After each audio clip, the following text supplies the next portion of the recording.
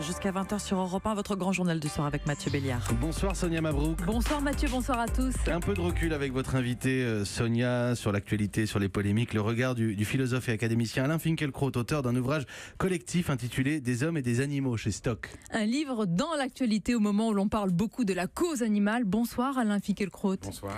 Un abattoir a été incendié cette nuit. L'enquête ne fait que commencer, mais des actions violentes sont menées par certains antispécistes contre des boucheries. Les agriculteurs, bouchers et charcutiers n'hésitent pas à parler, je cite, de terroristes de la cause animale. Qu'en pensez-vous? C'est une forme de terrorisme? Oui, je pense que le terme est justifié. Quand L214 filme clandestinement des images et nous révèle la cruauté qui peut régner, la férocité même dans certains abattoirs, c'est une action politique absolument légitime.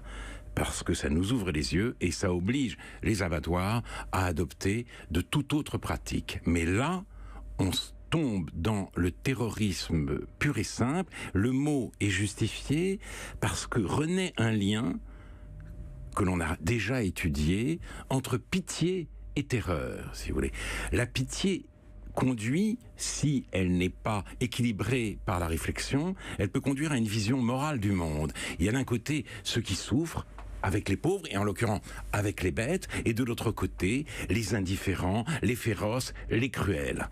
Et si vous monopolisez l'humain de votre côté, si face à vous, il n'y a que des inhumains et des monstres, alors contre eux, tout est permis. Et c'est ainsi que la cause animale, certains militants de la cause animale, réinventent à leur petit niveau le robespierrisme. Donc je trouve ça en effet très inquiétant. Il faut que nos pratiques vis-à-vis des animaux changent. Je crois que c'est très important, mais il me semble que les antispécistes desservent la cause qu'ils prétendent défendre. Le terme antispécisme que vous évoquez dans le livre, vous y consacrez un chapitre, a été forgé sur le modèle de l'antiracisme. Ils veulent, les antispécistes, faire émerger une sorte de mouvement de libération des animaux. Qu'est-ce que vous pensez de cette analogie, Alain Finkielkraut? Cette analogie est absurde, totalement contradictoire. Il dit c'est un mouvement de libération animale, comme il y a un mouvement de libération des Noirs. Deux objections. Quand les Noirs sont libérés, ils vivent mieux. La libération animale des antispécistes, elle conduit à quoi? On ne mangera plus de viande et on ne mangera plus non plus de produits laitiers. C'est ce que veulent les véganes. Aucun produit d'origine animale. Mais si, précisément, les vaches ne sont plus utiles, ou les cochons, à l'homme, elles disparaîtront. On cessera de les faire naître. Qu'est-ce qu'un mouvement de libération qui débouche sur la disparition de ses bénéficiaires? Deuxième objection, les antispécistes disent « nous sommes des animaux comme les autres ». Mais si nous étions des animaux comme les autres, nous ne nous préoccuperions absolument pas des autres animaux. Donc l'exception humaine, elle se traduit par notre capacité d'être responsable la des animaux. de l'homme, la cause animale, dites-vous, plaide pour le propre de l'homme, donc on peut vous définir, oui, comme un spéciste. Pour vous, il n'y a pas d'égalité hommes-animaux. Je suis un spéciste dans la mesure même où je suis soucieux des animaux, si vous voulez. J'apprends que en Afrique, les Big Five, les animaux sauvages, dont l'éléphant, le léopard, le rhinocéros sont menacés de disparition.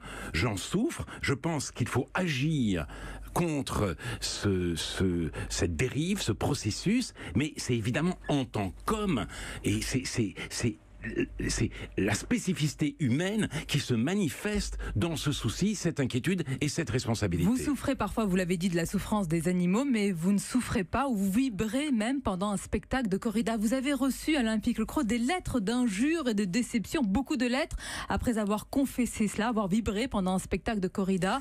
Vous en recevez toujours? J'ai dit simplement, au début d'une émission reproduite dans Des animaux et des hommes, que j'avais été ébloui par José Thomas. C'est la première corrida que je voyais, et tout le monde m'a dit en septembre 2012 à Nîmes, que c'était une des plus belles corridas de l'histoire. Donc j'ai confessé mon éblouissement.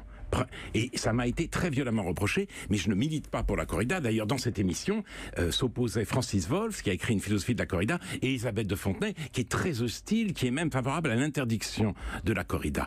Et je dois dire que je n'irai plus. Et pour une raison simple, c'est qu'au moment de l'estocade, je m'identifie complètement au taureau. Je ne peux pas supporter les stockades.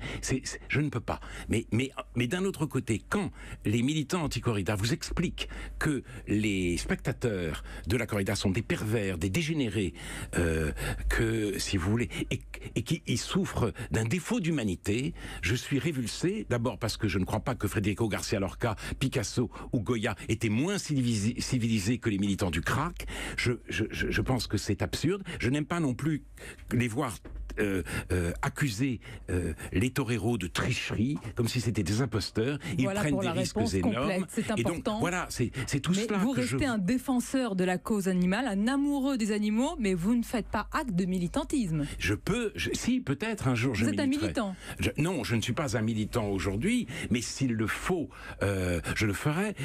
Ma femme a défendu, qui est avocate, a défendu L214 à un tribunal à Amiens. Je suis allé avec elle. L214 voulait un droit d'inspection dans la ferme des 1000 vaches. Ce qui me paraît, si vous voulez, l'objectif de tout défenseur de la cause animale, c'est sinon d'en finir avec l'élevage industriel, c'est-à-dire la production animale, du moins d'en arrêter l'augmentation, la dérive, pour redonner sa chance à l'élevage fermier. Oui, c'est ça que je souhaite, et pour cela, je serai capable de militer. Un défenseur de la cause animale et défendre également ardemment nos charcutiers, nos bouchers, nos agriculteurs. On peut faire les deux. Surtout nos éleveurs, je dirais. Nos éleveurs sans faire doivent de hiérarchie, d'ailleurs. Si, parce que si vous voulez, là, j'ai apporté un livre, On achève bien les éleveurs, publié aux éditions de l'Échappée. Les éleveurs sont menacés de disparition. L'élevage fermier, pour des raisons écologiques, pour des raisons qui tiennent aussi à notre rapport avec les animaux,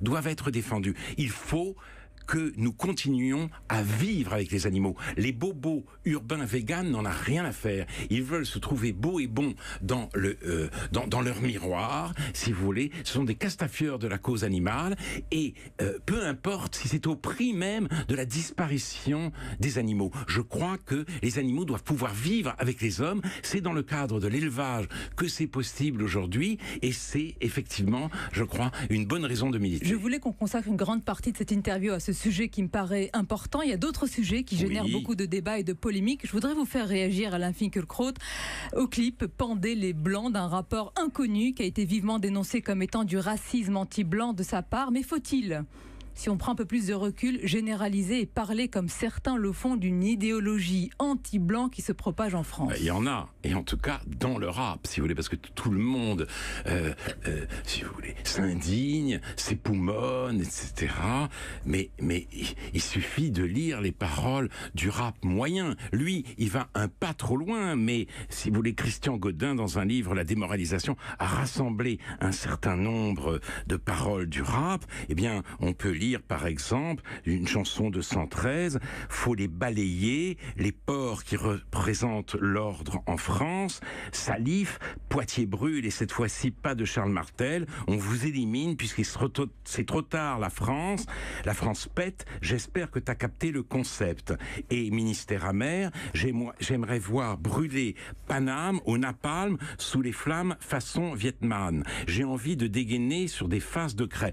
Et j'aurais d'autres citations à vous donner. Donc, une grande partie du rap nous dit cela, nous dit la haine des faces de craie, et elle est révélatrice, en effet, d'un racisme anti-blanc assez répandu aujourd'hui. Et on verra ce que la justice fera, on suivra cela. Pour terminer, tiens, un peu de tendresse, mais la tendresse, vous en avez plus pour les vaches que pour les hommes. Elles sont paisibles, non? Et sans malice, comme dirait Comte Dera, tant qu'il y aura des vaches, tout va bien, Alain Finkielkraut? Et je ne dirais pas que tout va bien, mais il faut qu'il reste des vaches aujourd'hui. Je n'aimerais pas vivre dans un monde, en effet, sans vaches, sans cette danse des vaches qui peut y avoir lorsque les vaches sortent de l'étable. En effet, elles gambadent joyeusement dans les prés. Moi, je ne suis pas pour des lendemains qui chantent, j'ai oublié, mais les lendemains qui dansent, où dansent les vaches, oui, et pour cela, je suis prêt à militer. On ne l'arrête plus sur les vaches. Alain Finkielkraut, l'ami des vaches, Mathieu. Si Alain Finkielkraut veut bien jouer le jeu, moi, je suis pas très rap par nature, mais j'ai des copains qui font des choses très bien. Et 113 et Ministère amer, enfin, Ils ont 60 ans maintenant, ces gens-là. Enfin, je vais vous mettre à jour sur le rap. Et Si vous le voulez bien, je vais vous mettre à jour sur le rap. Et Booba, quand Booba, il dit la France, je l'encule sans huile. Donc, faut pas exagérer. Il y a de la vitupération. Je dis pas qu'il y en a pas, mais c'est 113 des ministères amers, c'était pour vous dire, voilà, ça. Je vous avais dit qu'il valait mieux conclure sur les vaches. On va partager une playlist. Vous allez m'envoyer de la musique, je vais vous en envoyer. Je reconnais que je ne suis pas un spécialiste. Il me semble que depuis NTM, qui sont très anciens, etc.,